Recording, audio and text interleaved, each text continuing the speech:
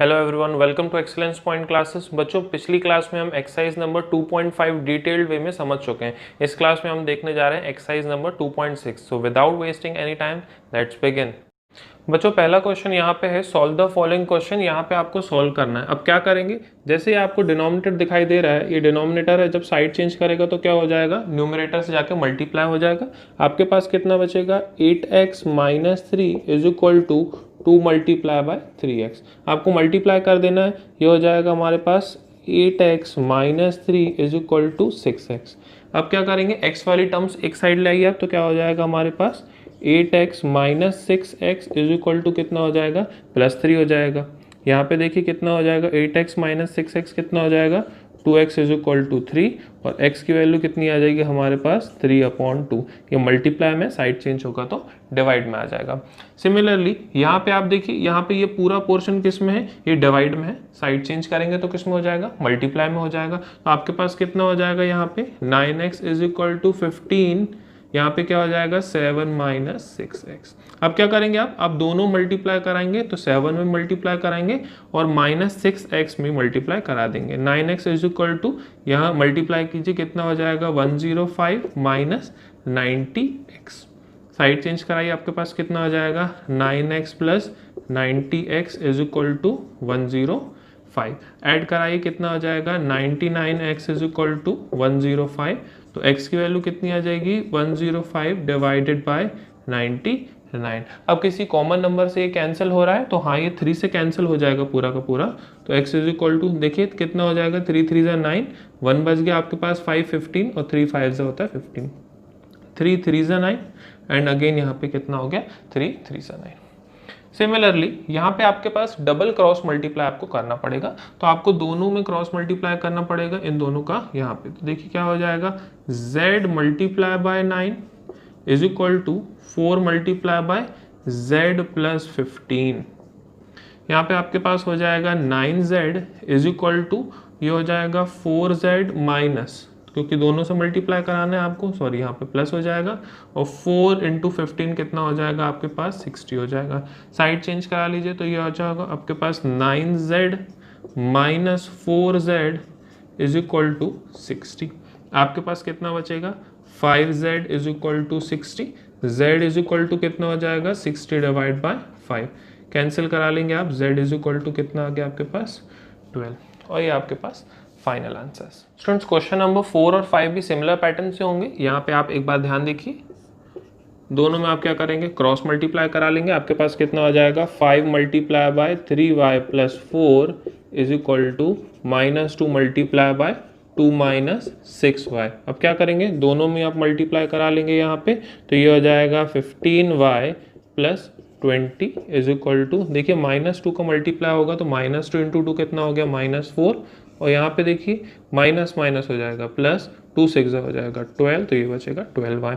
y वाली terms एक side करा लीजिए तो आपके पास कितना बच जाएगा 15y, ये प्लस 12y, साइड चेंज होगा तो कितना हो जाएगा -12y, -4 है, ये क्या है प्लस, क्या हो जाएगा माइनस हो जाएगा, -20 हो गया। यहाँ पे कितना बचेगा हमारे पास 3y बचेगा, यहाँ पे कितना हो जाएगा -24। y इज इक्वल टू हो जाएगा -24 डिवाइड बाय 3। आप कैंसिल करा लेंगे, आपके पास कितना आंसर आएगा -8, और ये फिनिश हो गया। सिमिलरली यहाँ पे भी आपको क्या करा देना है, क्रॉस मल्टीप्लाई कराना है। तो आप क्या कराएंगे, यहाँ पे क्रॉस मल्टीप्लाई करा लेंगे। आपके पास क्या आ जाएगा 3 into 7y plus 4 is equal to -4 multiply by y plus 2। दोनों से मल्टीप्लाई कराइए, आपके पास कितना हो जाएगा 21y, और यहाँ पे 4 3 ज़ा 12।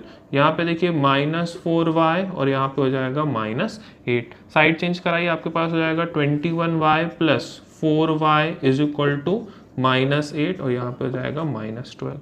कितना आ जाएगा आपके पास 25y, और यहाँ पे कितना बचेगा -20। y इज इक्वल टू -20/25, 5 से कैंसिल करा लीजिए, आपके पास कितना हो जाएगा -4/5। और बहुत ही इजी क्वेश्चन है। अब चलते हैं प्रॉब्लम सम्स पर। आइए बच्चों, क्वेश्चन नंबर 6 देखें। यहाँ पे आपके पास दिया हुआ है the ages of Hari and Harry are in the ratio of 5:7। हमको नहीं मालूम कि इन दोनों की एज क्या है, बट 2 कैरेक्टर्स दिए हुए हैं, तो एक साइड लिख लेते हैं आप हरी, और दूसरी साइड आप लिख लेंगे क्या, हैरी।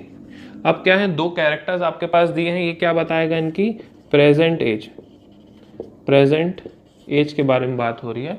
क्या है, 5:7। तो रेशियोज कभी भी एग्जैक्ट वैल्यू नहीं होती, तो आपको क्या करना पड़ेगा, आपको 5x और 7x लेना पड़ेगा। इनकी एजेस कितनी भी हो सकती हैं, बट एक कॉमन टर्म यहाँ से मल्टीप्लाई हुआ है, इसीलिए हमने वो कॉमन टर्म x मान लिया है। अब क्या हुआ यहाँ पे, 4 years from now the ratio of their edges will be. देखिए यहाँ पे विल वर्ड का यूज हुआ है। विल वर्ड का मतलब कब होता है, फ्यूचर टेंस के लिए यूज होता है। तो यहाँ पे हम बोल सकते हैं आफ्टर 4 years। तो दोनों की एज में 4 बढ़ जाएगा, तो यहाँ पे हो जाएगा 5x + 4 और यहाँ पे कितना हो जाएगा, सिमिलरली 7x + 4। इनकी एजेस का रेशियो कितना हो जाएगा, 3:4। तो कर लेते हैं, तो क्या हो जाएगा, 5x + 4 अपॉन 7x + 4 किसके बराबर हो जाएगा, 3/4 के। अभी हमने क्रॉस मल्टीप्लाई वाले क्वेश्चंस की, तो आप क्या करा देंगे, यहाँ पे क्रॉस मल्टीप्लाई करा देंगे। तो आपके पास क्या आ जाएगा, आपके पास आ जाएगा 4 × 5x + 4 = 3 × 7x + 4। ये आ जाएगा आपके पास, दोनों से मल्टीप्लाई करा लीजिए, आपके पास कितना आ जाएगा, 20x + 16 = 7 3 21x। तो यहाँ पे कितना हो जाएगा, 12। x वाली टर्म्स एक साइड ले आइए, तो ये हो जाएगा 20x - 21x = 12 - 16। यहाँ पे कितना बचेगा, -x = -4। कैंसिल करा लीजिए, x = कितना आ गया, 4। अब हम बोल सकते हैं क्या यही आंसर है, नहीं। आपको क्या निकालनी थी, आपको प्रेजेंट एजेस निकालनी थी। पहले किसकी एज है, तो हम बोलेंगे हरीज एज। तो हरी की एज कितनी है हमारे पास, यहाँ पे 5x है, तो यहाँ पे हो जाएगी 5x। का मतलब क्या होता है, 5 × 4 कितनी आ जाएगी, 20 ईयर्स। सिमिलरली हम निकालेंगे अब हैरीज एज, तो कितनी आ जाएगी, 7x। का मतलब क्या होता है, 7 × 4 मतलब 28 ईयर्स। और यहाँ तक आपको क्लियर हो गया होगा। अब चलते हैं लास्ट क्वेश्चन में। स्टूडेंट्स, अगेन क्वेश्चन नंबर 7 एक बहुत ही बेसिक टाइप का क्वेश्चन है। यहाँ पे आप देखिए, the denominator of a rational number is greater than it's numerator bye 8। मतलब जो न्यूमरेटर जितना भी हम ले लें, डिनोमिनेटर उससे 8 ज़्यादा होगा। तो यहाँ पे क्या लिखेंगे, let the fraction be x upon x + 8। देखिए न्यूमरेटर को अगर हम x लेंगे तो ये 8 बड़ा है, मतलब क्या हो जाएगा, x + 8। ये हमारा ओरिजिनल फ्रैक्शन कहला जाएगा। सिमिलरली अगर आगे बोला है, if the numerator is increased by 17। अगर हम न्यूमरेटर को 17 बढ़ा देते हैं and the denominator is decreased bye 1। अगर हम डिनोमिनेटर को 1 कम कर लेते हैं, तो अभी क्या है, देखिए x + 8 1 कम कर लीजिए, तो हमारे पास जो आंसर मिलेगा वो कितना मिलेगा, 3/2। क्वेश्चन में कुछ दम है ही नहीं। अब यहाँ पे आप क्रॉस मल्टीप्लाई करा लेंगे। सबसे पहले 8 - 1 को सॉल्व कर लीजिए, तो यहाँ पे हो जाएगा x + 17 डिवाइडेड बाय x + 7 = 3/2। आप क्रॉस मल्टीप्लाई करा लेंगे, यहाँ पे आपके पास क्या बच जाएगा, 2x + 17, यहाँ पे हो जाएगा 3x + 7। मल्टीप्लाई करा लीजिए, आपके पास क्या हो जाएगा, 2x + 34 = यहाँ पे हो जाएगा आपके पास 3x + 21। आप साइड चेंज करा लीजिए यहाँ पे, तो आपके पास क्या हो जाएगा, 2x - 3x = 21 - 34। यहाँ पे हो जाएगा -x = -13, माइनस से माइनस कैंसिल, x = कितना आ गया आपके पास, 13। तो आपको क्या निकालना है, आपको निकालना है फ्रैक्शन। तो फ्रैक्शन क्या लिया था हमने, x अपॉन x + 8 लिया था। अब कुछ नहीं करना, x की वैल्यू पुट करा लीजिए, तो यहाँ पे क्या हो जाएगा, 13 अपॉन 13 + 8। तो आपके पास फाइनल आंसर कितना आ गया, 13 अपॉन 21। ये आपका फाइनल आंसर हो गया। बच्चों, आई होप सो आज की क्लास में आपको मज़ा आया होगा। अगर आप चैनल पे नए हैं तो सब्सक्राइब कर लें और बेल आइकन प्रेस कर लें, क्योंकि मैं ऐसी इंटरेस्टिंग वीडियोस लाता रहता हूँ। अगली क्लास में मैं आपको मिलूंगा अंडरस्टैंडिंग क्वाड्रिलेटरल्स के इंट्रोडक्शन के साथ। Till then, thank you and have a nice day.